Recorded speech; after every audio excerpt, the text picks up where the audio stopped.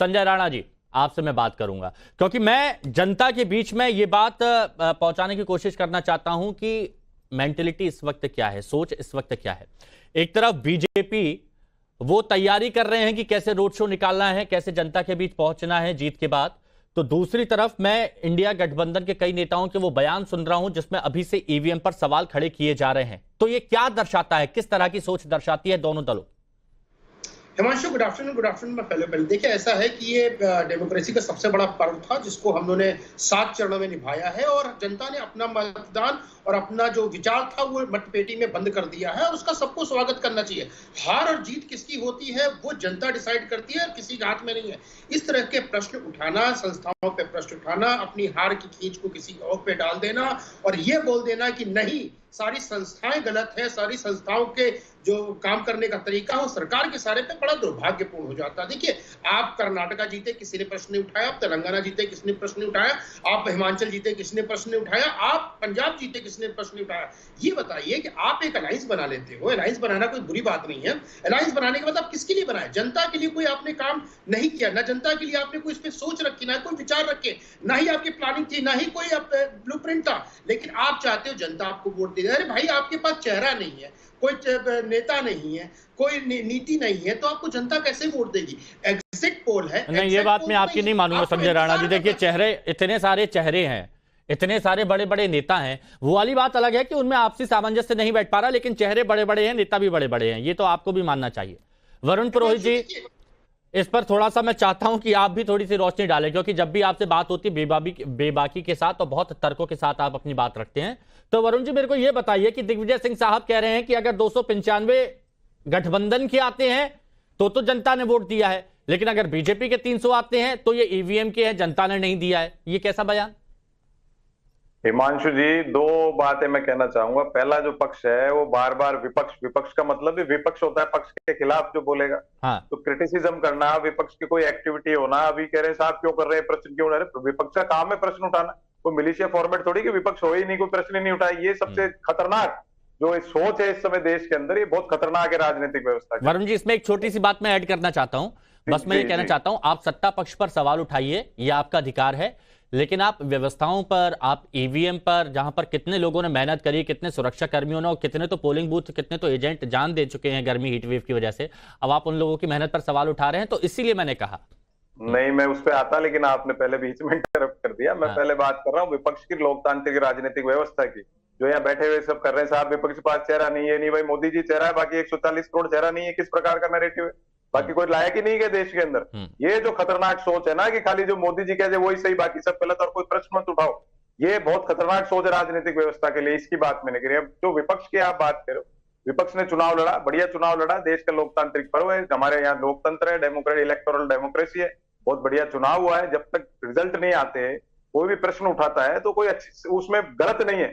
अगर कल रिजल्ट आते हैं फिर एक्सेप्ट नहीं करे, फिर कैसा ईवीएम दोषी ईवीएम, जब उसको मैं गलत कहूंगा। रही बात विपक्ष की स्लीपिंग मोड की, जो मैं हमेशा कहता हूं, ये जो प्रश्न उठा रहे हैं ईवीएम पे उठा रहे हैं, मैंने आपको कई बार कहा है, मैंने साल भर पहले भी कहा था, हमारे मुख्यमंत्री जी को भी कहा था, स्थानीय निकायों के चुनाव और पंचायत राज जो होता है उसके चुनाव आप बैलेट पेपर से करवाओ।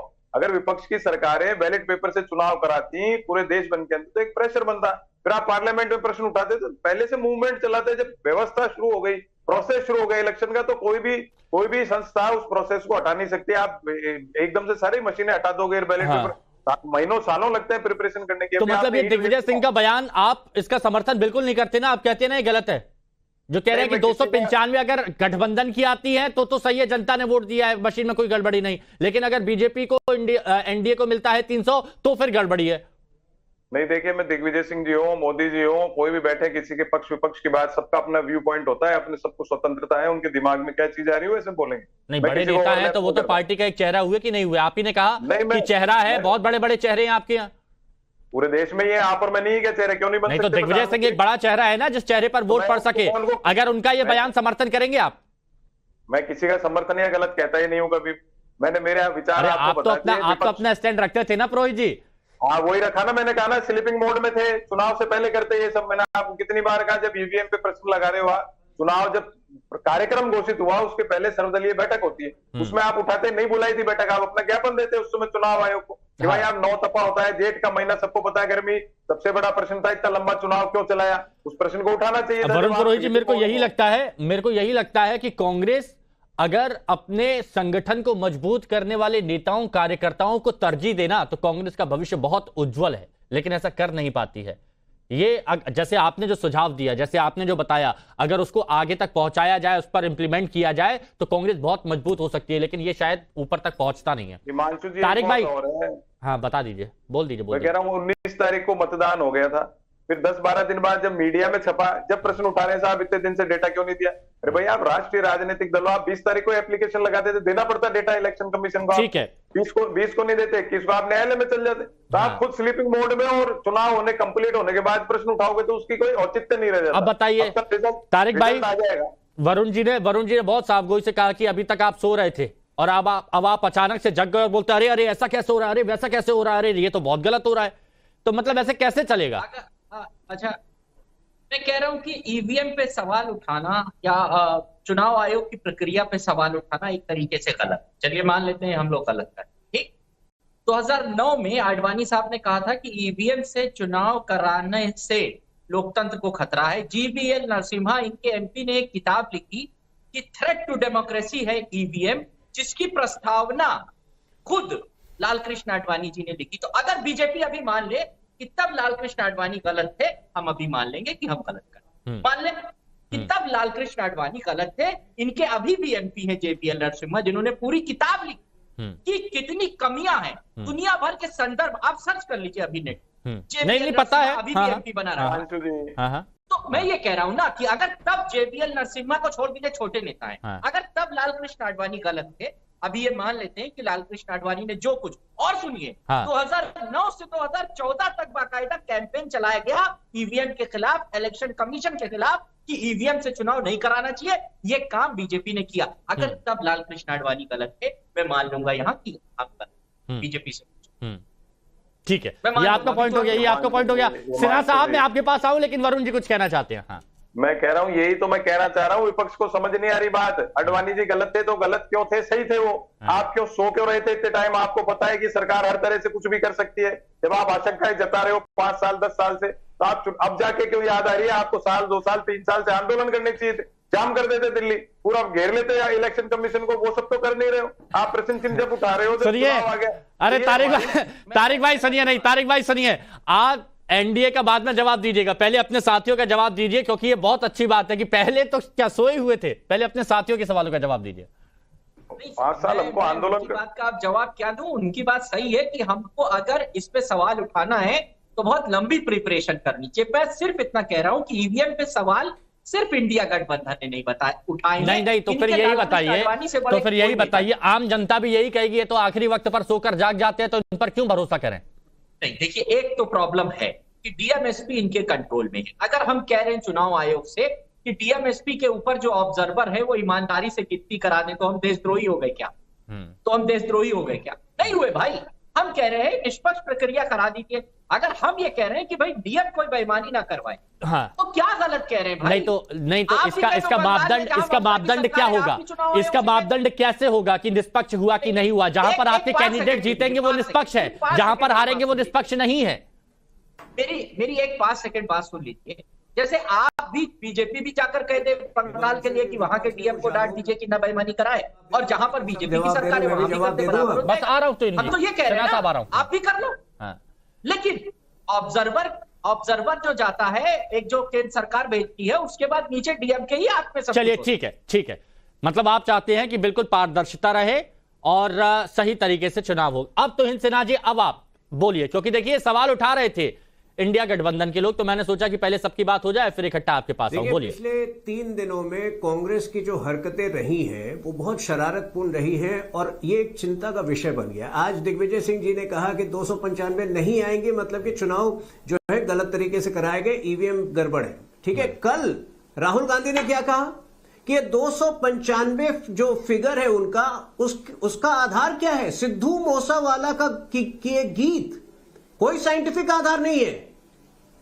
शनिवार को जब पूरी दुनिया जो है एग्जिट पोल्स देख रही थी, तो इंडी अलायंस के नेता दिल्ली में जमा होकर सिद्धू मूसेवाला के गाने से प्रेरणा ढूंढ रहे थे। और वो 2095 का जो एक फिगर है वो एक काल्पनिक और भ्रमित करने वाला फिगर है। और तीसरी बात, जयराम रमेश जी ने जो शनिवार को आरोप लगाया था कि माननीय गृह मंत्री जी के द्वारा 150 डिस्ट्रिक्ट मजिस्ट्रेट को कॉल लगाए गए, जब उनसे प्रमाण मांगा गया तो उनके पास कोई प्रमाण नहीं है, वो नाम देने के लिए तैयार नहीं है। तो देखिए किस प्रकार की खुराफात की मानसिकता जो है विपक्ष में इस वक्त देखने को मिल रही है। इनको मैं याद दिला दूं कि हमने भी संघर्ष किया है, 2014 के पहले हमने भी संघर्ष किया है। अभी किसी कोई पूछ रहा था आपके शो में ही, मैंने सुना कि 2009 के चुनाव में बीजेपी ने सवाल उठाए थे, संशय पैदा किए थे ईवीएम पे। देखिए वो ईवीएम पे संशय पैदा करने से ज्यादा वो एक इतनी सारी अनियमितताएं थी उस चुनाव में। आपको याद होगा चिदम्बरम जी का जो चुनाव था, वो हार के बाद जो है अचानक उनको काउंटिंग के दौरान हारने के बाद उनको जीता हुआ घोषित किया गया था, और कई सालों तक लगभग एक दशक तक जो था वो मामला कोर्ट में रहा। तो मूल तौर पर एक अलग प्रकार की अनियमितताएं जो है 2009 में देखी गई थी, लेकिन आज वो बात पुरानी हो चुकी है। ईवीएम के विरोध कितनी बार विपक्ष जो है कोर्ट में जा चुकी है, लगभग 40-50 मुकदमे कर चुकी है, लेकिन ये सारे मुकदमे जो है खारिज कर चुकी है। ये सारे प्ली जो है सुप्रीम कोर्ट, हाई कोर्ट खारिज कर चुकी है। और अब स्थिति ऐसी है कि जो फालतू के आरोप लगाते हैं विपक्ष ईवीएम पर, कई बार उस पर जो है उनको जुर्माना भी भरना पड़ता है। अच्छा। मेरे ख्याल से न्यायिक व्यवस्था पर इनको विश्वास होना चाहिए और बेकार के आरोप इस वक्त नहीं लगाने चाहिए। ठीक है। अब संजय राणा जी ये बताइए, डीएम पर सवाल उठाए गए, डीएम की भूमिका पर यहां पर सवाल उठाया गया अखिलेश यादव की तरफ से। अब तारिक भाई भी यहां पर बोल रहे हैं, तारिक भाई भी यहां पर कह रहे हैं कि चुनाव जो है वो निष्पक्ष होना चाहिए, वहां पर डीएम को अपने पूरी जिम्मेदारी के साथ चुनाव कराना चाहिए। लेकिन ये तय कैसे होगा कि काम सही हुआ है? अगर कोई जीतता है, अगर मान लीजिए इंडिया गठबंधन का कोई जीतता है, तो ये मान लिया जाए वहां पर सब ठीक है। अगर एनडीए का कोई जीत जाए तो क्या ये मान लिया जाए कि वहां पर डीएम ने गड़बड़ी कर दी है? देखिए हिमांशु, अगर अखिलेश जी यादव जी बड़े नेता हैं, लेकिन उनकी परिपक्वता पे अगर आप प्रश्न चिन्ह पूछे लगाएंगे और मुझसे पूछेंगे तो मैं उस पर प्रश्न चिन्ह लगाऊंगा। एक ऐसा नेता जो प्रदेश का पूर्व मुख्यमंत्री रहा है, प्रदेश एक पार्टी का सर्वोच्च नेता है, प्रेसिडेंट है, और वो ये बोले कि मैं 79 सीट जीत रहा हूं और एक सीट पे फाइट है, तो कहीं ना कहीं दिखाता उनकी सोच और समझ पे एक प्रश्न चिन्ह लगा देता है। अगर डीएम के पास किसी ने फोन किया, चाहे गृह मंत्री हो, चाहे कोई भी फलाने मंत्री हो या कोई भी हो, आके आप दिखा दीजिए। अभी सब लोग चुनाव आयोग पे प्रश्न लगा रहे हैं। आपको याद होगा 91 में जो राजीव गांधी साहब की हत्या हो गई थी, उसके पहले चुनाव चल रहे थे और चुनाव को 1 महीने तक का रोक दिया गया था और उनके अस्थि कलश को लेकर घूम घूम कर पूरे देश में माहौल बनाया गया था। अगर किसी की हत्या या मृत्यु हो जाती है, उस कॉन्स्टिट्यूंसी की ही जो चुनाव होता है वो स्थगित होता है और रोक दिया जाता है या बाद में कराया जाता है, पूरे देश का नहीं कराया जाता। ये अनियमितताएं थे। ये बता दें 2004 में सरकार किसकी थी? बीजेपी की। ईवीएम से हुआ कांग्रेस की बन गई। 2009 में कांग्रेस की सरकार ईवीएम से कांग्रेस की बन गई। 2014 में सरकार कांग्रेस की बन गई बीजेपी की। भाई एक ही चुनाव तो ईवीएम से भारतीय जनता पार्टी के राज में हुआ है, उस पर प्रश्न उठा देते हैं। ये प्रश्न उठा देते हैं कि ये बताइए कि जितने भी लोग हैं, ये जो सरकारी इलेक्शन कमीशन में वो कहीं ना कहीं बिके हुए हैं या उनको पद दे दिया जाता है। मैं आपको 7 से 8 नाम बता सकता हूं, नेहरू काल से लेकर के मनमोहन काल तक जो इलेक्शन कमीशन में रहे, चाहे वो टीएन स्टेशन हो, चाहे वो आपके गिल साहब हो, जो कांग्रेस से जुड़े हुए हैं, कांग्रेस के चुनाव लड़े हैं, पद्म विभूषण पाए हैं और उनको चेयरमैन बनाया गया। तो ऐसे 7 से 8 ये मेरे पास अच्छा वो कहावत याद आ रही है तारिक भाई, मीठा मीठा गप गप, कड़वा कड़वा थू थू। एक सवाल तो ले लीजिए, पूछिए, आजादी है आपको। मैं ये कह रहा हूं ना कि आडवाणी साहब तब गलत थे जब विरोध कर रहे थे, बस इतना बता। उसका बीजेपी ने जवाब दिया। कहा दिया, कहा बात पुरानी अब आज की चर्चा कर लीजिए ना। आपने प्रश्न चिन्ह लगाया तारिक भाई कि भैया इलेक्शन कमीशन वाले अच्छा संजय जी आप बता दीजिए, संजय जी आप बता दीजिए, सुनिए ना संजय जी, क्या थे? ये कहा जाता है कि सवालों का जवाब नहीं दिया जाता। सुनिए ना संजय जी कहते हैं सवालों का जवाब नहीं दिया जाता। तारिक भाई कह रहे हैं कि आप ही इस बात का जवाब दे दीजिए कि आडवाणी जी ने जब सवाल उठाए थे तो वो सही था या गलत था? मैं जवाब दे देता हूं। ठीक। आडवाणी साहब ने सवाल जो उठाए थे ईवीएम पे सवाल नहीं उठाए थे। जो इलेक्शन पद्धति थी, इलेक्शन में धांधली हो रही थी, उस पर प्रश्न चिन्ह उठाए थे, जिस पर बीजेपी प्रवक्ता ऑलरेडी अपनी सफाई दे चुके हैं। और सफाई चाहिए तो मैं 4-5 सफाई और देते हैं, लेकिन आपके पास जवाब नहीं है। आडवाणी जी पे बैठ जाते हो और पूर्व मेंबर ऑफ पार्लियामेंट पे बैठ जाते हो। भैया ये बताइए, आप 2012 में सरकार बनाए थे, ईवीएम से जीते थे ना? तो ईवीएम सही था। अब 17 में हार गए तो ईवीएम खराब हो गया मान्यवर। मैं ये कह नहीं रहा हूं ईवीएम सही है या खराब है। आप देश की जनता पे प्रश्न उठा रहे हो, देश की जनता की सोच पे प्रश्न उठा रहे हो। हाँ, कुछ ऐड कर रहे हैं। अच्छा, सिन्हा जी कुछ ऐड कर रहे हैं इसमें, सिन्हा जी कुछ ऐड कर रहे हैं, बोलिए। हाँ बोलिए सिन्हा जी। देखिए, मैं एक विनम्र सुझाव इस विपक्ष को देना चाहता हूं कि कल यदि उनको प्रोटेस्ट करना है ईवीएम के विरुद्ध, वो अपनी तेलंगाना, कर्नाटक और हिमाचल की सरकारों से वो इस्तीफा दे दें, क्योंकि पिछले 1.5 वर्षों में ये तीनों चुनाव हुए हैं। अगर उस वक्त ईवीएम सही थे तो अचानक ईवीएम गलत नहीं हो सकता है। एक मिसाल कायम करना चाहिए इस देश के विपक्ष को, फालतू बातें नहीं करना चाहिए, एक मिसाल कायम करना चाहिए। कल तीनों राज्य सरकारों से उनको इस्तीफा देना चाहिए इस विपक्ष को। इस पर रिएक्शन वरुण जी का लूंगा मैं। ये मैं हो सकता है तुहिन जी बड़े विद्वान है, मेरे को नहीं लगता इनका पॉलिटिकल बैकग्राउंड है। हर चीज में अभी मैंने बातें सुनी इनकी, और वो आपके एक विश्लेषक बैठे हैं, वो नेहरू जी, गांधी जी, राजीव गांधी बोलने लगे। देखिए, संस्कार नहीं है आप अटल जी को, नेहरू जी को, किसी को कुछ बोले, लेकिन एक अजीब सी व्यवस्था देश में चल रही है। पूर्वजों के लिए कुछ भी कहो, अरे भाई माता पिता पूर्वज कोई पार्टी के हो, उन्होंने तैयार किया, इसलिए आज हम बहस कर रहे हैं। ये बता दीजिए मुझे, अरे क्या बता दीजिए, आप क्या बात करते हो, बेकार बहस करते हो बीच में। सुल्तानपुरी बड़े बुजुर्गों को जबरदस्ती कुछ ना कुछ कमेंट करते हो। आप अपने माता पिता पे करो, अपने दादाजी पे करो आप कमेंट। क्या कमेंट करते हो आप नेहरू जी पे, राजीव गांधी पे, अटल जी पे, किसी पे कोई क्या कमेंट करते हो उस बात पे? आपको खुद को आज ये जो हम कर रहे हैं ये पूर्वजों की वजह से, आपको कुछ पता नहीं। हिंदू धर्म की बात करते हो, पूर्वजों की वजह से हम जीवित हैं आज, पूर्वज रक्षा करते हैं सबकी। देखिए यहाँ पर हम पूर्वजों की बात नहीं करेंगे, लेकिन देखिए जब भी वर्तमान की बात होती है तो भूत की बात होती है ना। ये देखिए 2009 देखिए जिक्र 2009 का उन्होंने भी छेड़ा ना, समाजवादी पार्टी के प्रवक्ता ने उसकी जिक्र किया, आडवाणी जी का जिक्र किया, तो वो बात सबकी होती है। मैं तो ये बात कह रहा हूं कि अगर कल हारते हैं तो क्या दक्षिण के राज्यों में अगर आप जीतेंगे या आपका गठबंधन जीतेगा तो वहां पर आप ईवीएम का विरोध करेंगे जैसे इस साइड कर रहे हैं? बिल्कुल नहीं करना चाहिए विरोध। मैंने क्या कहा, कल तक आप सब कुछ कर सकते हो, रिजल्ट आ गया उसको सलाम करिए, जनता के जो भी रिजल्ट आते हैं जनता को नमस्कार करिए। क्या डीएम की भूमिका पर सवाल उठने चाहिए? डीएम की नहीं तो क्या 75 साल के हो जाएंगे मोदी जी, तो क्या संन्यास ले लेंगे? नहीं, डीएम की भूमिका पर सवाल उठने चाहिए वरुण जी। बिल्कुल किसी पे नहीं उठने चाहिए। अब तारिक भाई बताइए, ये आपके सहयोगियों का सुझाव है। हिमांशु जी मेरी बात पूरी होने दो। चुनाव कार्यक्रम के ऊपर उठने चाहिए, जितने लोग आपने कहा मर गए थे, सरकारी कर्मचारियों की हीट वेव से उठना चाहिए। क्रिमिनल नेग्लिजेंस है ये क्रिमिनल नेग्लिजेंस है। आपने कैसे ऐसा प्रोग्राम बनाया? आप चुनाव आयोग को समझ में नहीं आता था कि ज्येष्ठ का महीना है, उसमें 9 तपा आता है, गर्मी होती है, टेक्नोलॉजी हमारे पास, सारी व्यवस्था है हमारे पास, तो करा इतना इस चीज की जांच होनी चाहिए। मैं बात कर रहा हूं उसकी जो एक्चुअल प्रैक्टिकल इस समय गलती हुई है उसकी बात करनी चाहिए। ठीक है, इस पर ये अच्छा मुद्दा आपने उठाया, इस पर हो जाएगा। लेकिन अब ये बताइए तारिक भाई, जो सुझाव यहां पर वरुण जी ने दिया उस पर आप लोग अमल करेंगे? देखिए सर, एक बात समझिए, देखिए सर पे सराखों पे 22 हमारे खिलाफ रखा नहीं रखा, कोई हमने विरोध किया उसका। हम ये कह रहे हैं कि कुछ अगर त्रुटियां हैं जो प्रोसेस है, हम कह रहे हैं कि डीएम के स्तर पर कुछ गड़बड़ी हो सकती है, तो हम ये कह रहे हैं हम देशद्रोही क्यों हो जाते हैं? हम चुनाव प्रक्रिया का पूरा थोड़ी ना विरोध कर रहे हैं भाई। हम ये कह रहे हैं कि कुछ त्रुटियां रही हैं और वो त्रुटियां ये भी बताते रहे 2009 से लाल कृष्ण आडवाणी, उसी टाइप की 2-4 हम बता रहे हैं। अगर देखिए एक होता है त्रुटियां बताना, सुनिए ना, एक होता है त्रुटियां बताना। अब एक तरफ खुलेआम कह दिया जाता है एग्जिट पोल पर कितने लोग गर्मी में जाकर मेहनत करते हैं सैंपल साइज के लिए, तो वहां पर क्या कह देते हैं राहुल गांधी जी, वहां पर अखिलेश यादव क्या कह देते हैं, ये तो डीएम पोल है। वो क्या है? ये तो आप सीधा प्रहार कर रहे हैं ना, ये त्रुटियां नहीं बता रहे हैं, ये आप पूरा ठीकरा फोड़ रहे हैं। देखिए ऐसा है कि एग्जिट पोल के तमाम मानक हैं, आप भी करते हैं, हम लोग ने भी किया। हमारा एग्जिट पोल कह रहा है हम 50 से ज्यादा यूपी में जीतेंगे, 295 पार कर जाएंगे। हम हार जाते हैं तो हम तो विपक्ष में बैठे ही हैं और बैठने के लिए तैयार हैं। मैं यही तो कह रहा हूं, उसके लिए उसके साथ आप लोग आने वाले वक्त में खुद को मजबूत करिए या फिर सीधे ठीकरा किसी और पे फोड़ देना ये। लेकिन मैं ये कह रहा हूं कि अगर हम चुनाव आयोग से कह रहे हैं कि कुछ बातों का ध्यान रखिए, हमें शक है, तो चुनाव आयोग को आप भी जाके कह दीजिए। आपको 30 सेकंड संजय राणा जी बताइए अब क्या होना चाहिए, कल की क्या तस्वीर दिख रही है आपको, शॉर्ट में बताइएगा प्लीज।